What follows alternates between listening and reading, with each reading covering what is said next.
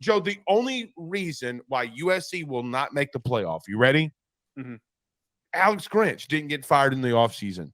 Jim Leonard is not the defensive coordinator at USC. That's the reason why they won't win a national championship or make a playoff. It has nothing to do with Caleb. It has nothing to do with Lincoln. It has nothing to do with any of that. It comes down to one thing and one thing only, defense and Alex Grinch.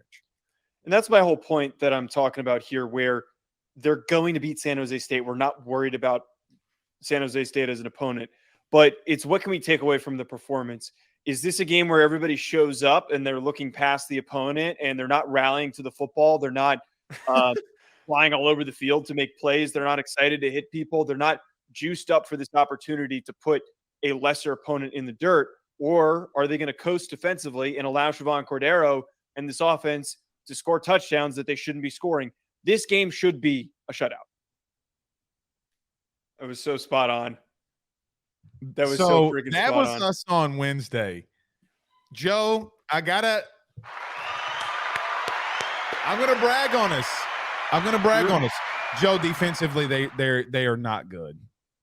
No. They are not good enough. So now I'm supposed to come in here each and every week. Okay. Look, you know what this tells me too? I'm probably not going to ever bet against or bet for USC. Joe, do you mean to tell me Washington, Oregon, Utah, whoever it may be, that goes up against USC, that they're going to have less amount of success than what San Jose State did?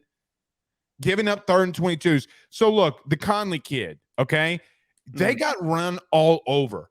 Had 6 carries, 108 yards, okay?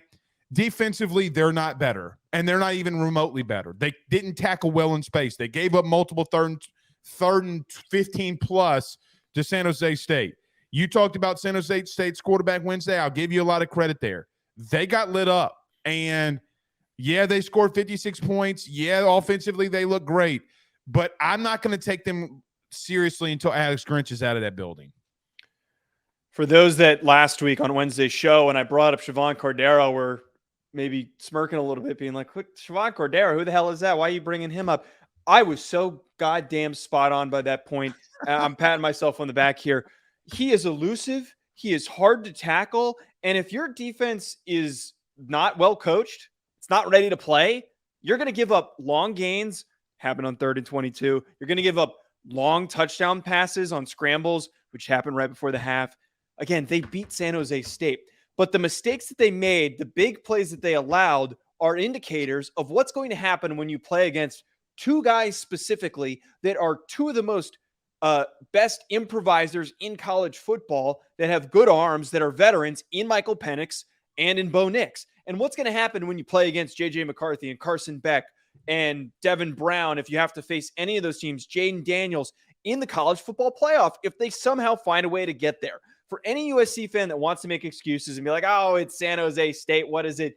What does it matter? These games are more important than we want to give it credit for. We just talked about the importance of things to take away from Navy. There's importance to the fact that you couldn't freaking tackle in this game. That stuff will carry over. They brought in so many guys in the transfer portal. So many. USC fans tried to assure me that they were going to bring in the best talent and everything was going to be perfectly fine. But it doesn't matter a damn thing when you've got the worst defensive coordinator in the Power 5 who's calling plays for you. If you have a bad coach, you're not going to be prepared, and you're going to lose stupid football games because you don't win shootouts. Isn't that what I just said about Notre Dame? Stop. No. Those are completely different. Absolutely completely different. Stop. Pretty sure. No, because Notre Dame's defense isn't the issue. That I said that you got to be able to win shootouts. But continue. I'm just not going to. Stupid camera. Stupid auto. I need to turn the autofocus off this camera. Here's the problem, and I think I texted you this, or I texted somebody, but we talked throughout the day. Here's what I just can't fathom. Joe, I'm going to round up 2 yards. San Jose State ran for 200 yards on USC. 200. With that being said, they only had, okay, let me make sure I'm reading this correctly. 16. So 16, 25, 26, 27. So 27 carries, they had 200 yards.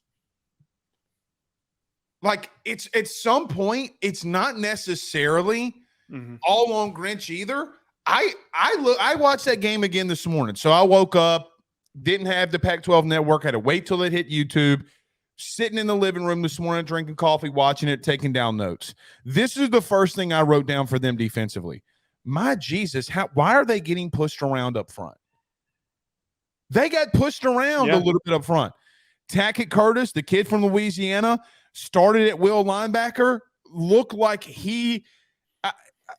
that kid just needs a search warrant because he can't find anything out there. Coverage, he is so lost, but he's a freshman. Right. You kind of expect that. You kind of expect that for a young You kind of expect that. But, Joe, the problem is they don't have time for him in some of these games to get experience. No. He's just going to have to be just out-athlete some things.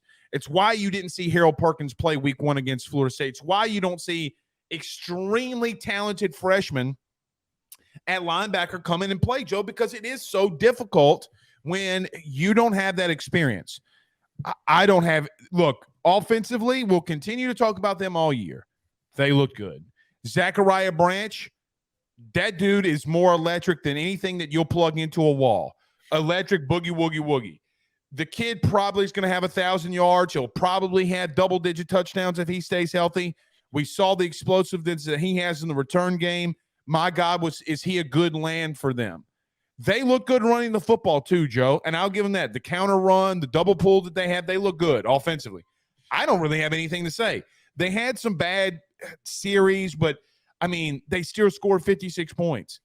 Defensively, they are so bad that if I am a USC fan or a Lincoln Riley fan, whatever, what does Alex Grinch have on him?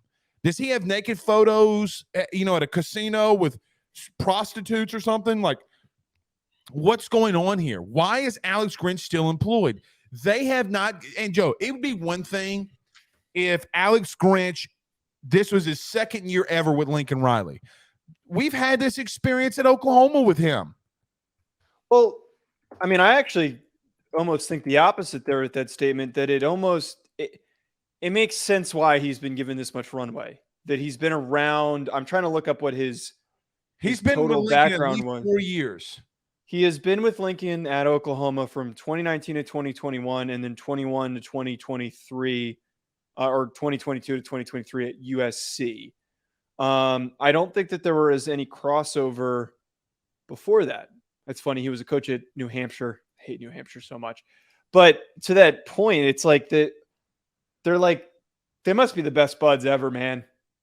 He must be the greatest hangout, Alex Grinch. He must be a really fun time. That's the only thing that I can make sense of this. He just doesn't want to fire his buddy, which is stupid. And I think that the rational USC fans that I've encountered commenting on stuff are willing to understand that, are willing to say, we should have fired the damn guy. The guy should have been fired. I just don't get the ones that are making the excuses for him, because you're not going to win games with him calling that defense. You have so many talented players. There's so many good players on that team. Kalen Bullock is an athlete at safety. He's 6'3". He might be a 4'4" athlete. He can cover the whole damn field. He's a ball hawk. You just added Anthony Lucas from Texas A&M. All of these talented players, and you can't tackle? You can't tackle? You can't play contain? That's simple football basics. Basics. Rallying to the football. Having a sense of pride. I don't see any of that on defense. Do you? I don't. I mean, the only thing that I saw was Jalen Smith felt like he was all over the place. He had 8 tackles in the game. 7 of them were solo. I mean, he was probably the best thing that they had offensively. But you know what else I look at, Joe? Like, I was like, okay, well, maybe it felt as if that they were all over the place. Joe, they had a half a sack. They did not even get after the quarterback. Barry Alexander had the one big-time play, but they gave him a half a sack. They couldn't even get after the quarterback. I was listening to another show earlier that brought up a really good point. It's like They either have like serious penetration on one play, and those are the plays where they completely shut the ball down, they got dominated, or they get blown off the ball. There's Right. no in between. There's There's no none. stay steady, gap sound defense. That's bad coaching. Like that means that your guys aren't prepared to make plays on a consistent basis.